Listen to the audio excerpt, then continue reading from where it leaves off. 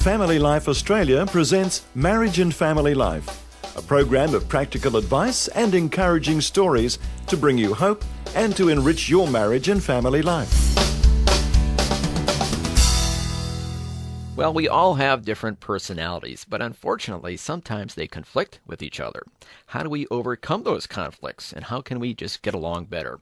Well, we'll be talking about that today on Marriage and Family Life. I'm Eric Scadabo, and I'm privileged to have with me in the studio Dr. Ian Richardson. Welcome to the program.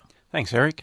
Well, you are the appropriate person to talk about this topic because you are a counselor, a corporate trainer, and also a teacher at several Bible colleges. So you've seen a lot of personalities in your day. I certainly have. You've also, unfortunately, probably seen a lot of conflicts as well.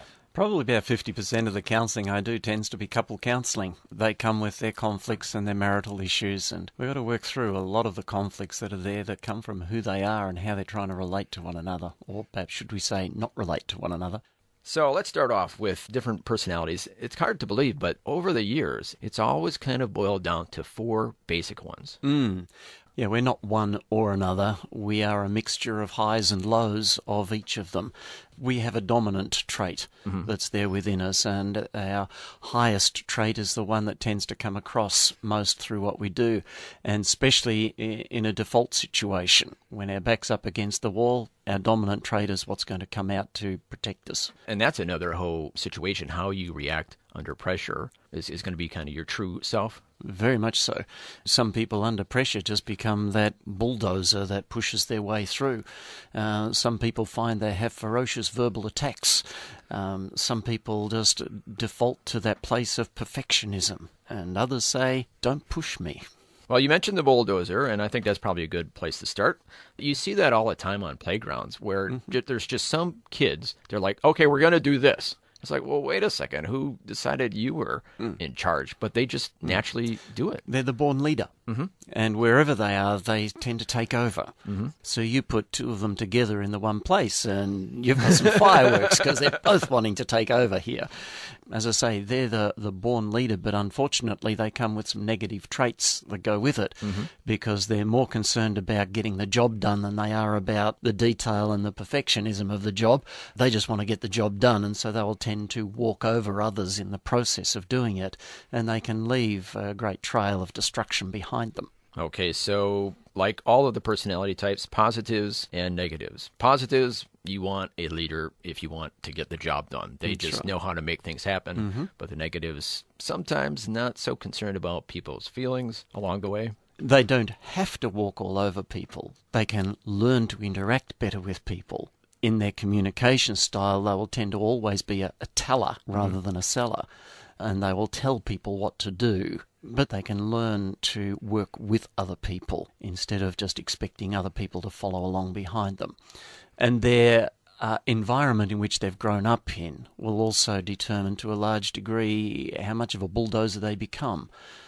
If they've grown up in a very threatening sort of environment and they're a high dominance person, they will tend to make sure that they take over right from the very beginning so that nobody else can get in before them and they can control their life that way.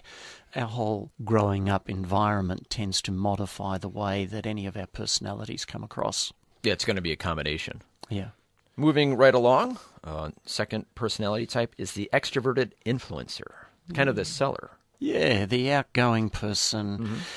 You'll see them in a group, they will go around and talk to everybody in the whole group. And they're usually telling that funny story. Yeah, they like to have fun, they like to let their hair down, they like the public performance. So performers? Yeah, well, not necessarily the stage performers, but they like to do presentations. Oh, okay. Right, so being the center of attention? Being the center of attention, they like to be liked. And if you don't like them, and if they feel as though you're not liking them, then they will tend to get very hurt. So wonderful in public speaking, having some fun, telling a few jokes. Yeah, but if somebody then goes to sleep in the congregation or the meeting, if they're a preacher in the congregation, in another meeting, in the audience, then they feel as though they're being rejected. And so if they keep looking at that person going to sleep, they'll get less and less motivated. This is why I'm in radio. Yeah. This is why I look for the people who smile at me when I speak. That's good. So weaknesses. Obviously, you just mentioned that one. Well, they can tend to talk too much. I'll be quiet. And they often will tend to not really know what they think until they say it. And so they can okay. put The their mouth foot in is it. engaged. The mouth is before the engaged brain. before the mind is engaged sometimes. So Could be a problem. They talk in order to process things. Oh, Can be a way that we could express that. They're very sensitive people, actually. Mm-hmm. They don't seem it because they've got a good facade that they put on, but they can be very easily hurt. Then they tend to withdraw into their shell. Okay, now we mentioned that the mode of transportation for the dominant was the steamroller. For the extrovert, how about the racing car? Yeah, Would that's that describe probably- them? Yeah. Why is that? Well, they like to be flashy. Also kind of being all over the place and starting things but not finishing, would that be? Yeah, although that can be a trait for any of them. There are initiators and there are follow-through type people, and there are those who just like to be told what to do, and they're really good team players who take direction from outside. So the extrovert is not necessarily the initiator of things. Oh, okay. But they might seem to be. Okay, so the racing car, they're just high energy zooming around. Yep, flashy people. Yeah. Okay. Moving on to the patient plotter. And I should just go right to the mode of transportation. You suggested the Volvo because it's steady and reliable. That's right. Yeah, a definition of an oxymoron is a speeding Volvo driver. And you're speaking from experience because you've owned several, is that right? Yeah, that's right. Unfortunately, it doesn't relate to my personality, but I do a lot of country driving. I can't afford a new car, so Volvos are it. Very reliable. But as a person, somebody who is kind of like a Volvo, as we said, somebody who's steady, reliable, keeps on plodding, isn't looking to be an initiator or the controller, being the leader or being the flashy center of attention, just kind of behind the scenes getting things done. Yep, and they take things as they come. They'll roll with the punches, as it were. However, they dislike unjustified pressure. So you put unjustified pressure, in their world, unjustified pressure on them, they dig their heels in. Oh, okay. What would be an example of... Well, it would be like me coming to you and saying, Eric, we've got to do 5 programs today, not 1, and you've just got to get your act together here, buddy, and you've got to work really, really hard. And you say, hang on, but if I do that, I'm not going to do it really well, so I'm going to resist you. Oh, okay. So they're plotting, but they're plotting in an orderly fashion. Yes, they're good at routines, and so they'll get their life into a routine and they'll flow through with that routine. They will look to other people, especially the extroverts and the high dominance people. These slow-paced people will look lazy. In actual fact, they're not lazy. On the outside, they look really calm, always, but on the inside they can be running at 100 miles an hour still.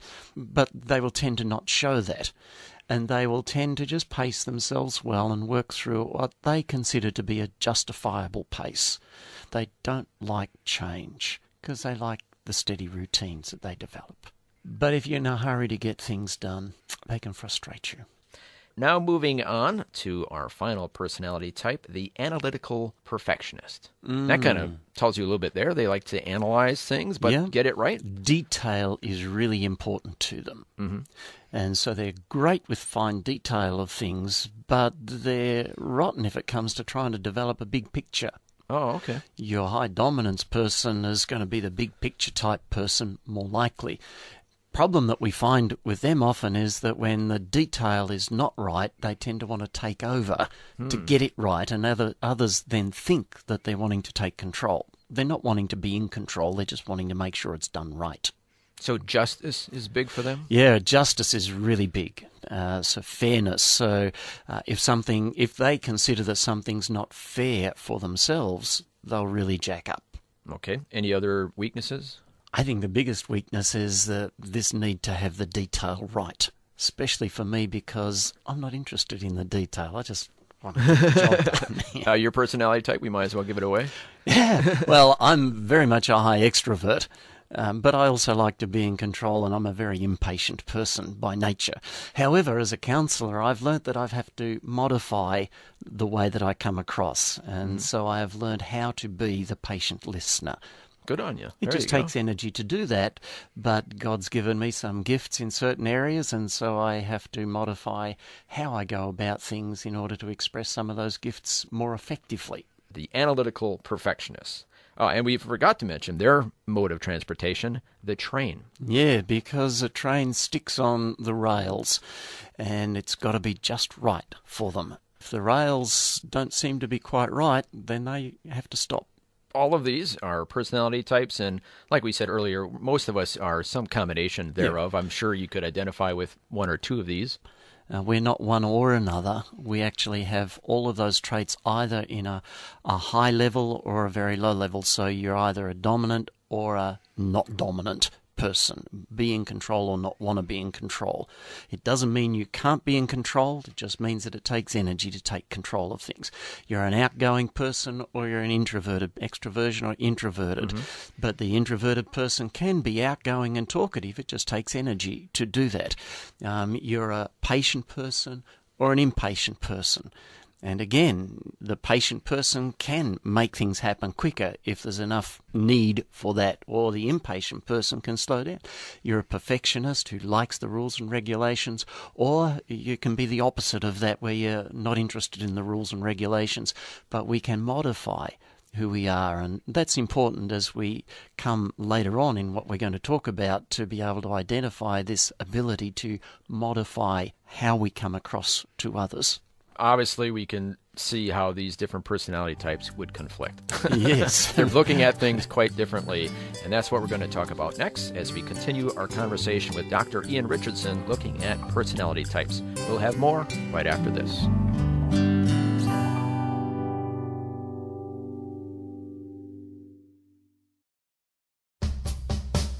You're listening to Marriage and Family Life, presented by FamilyLifeAustralia.com. If you have any questions or comments, you can email us info@FamilyLifeAustralia.com or use our toll-free number 1800 358 6329. And welcome back to Marriage and Family Life. We're talking to Dr. Ian Richardson about personality types. They don't always get along with each other. They sometimes have challenges. We're going to talk about those in just a minute, but one other thing that we have to talk about is different people, different personality types have different emotional energy. What does that mean? Well, each of us have an emotional energy battery within us, is probably the easiest way. Some people have a 10-volt battery, some people have a 1-volt battery.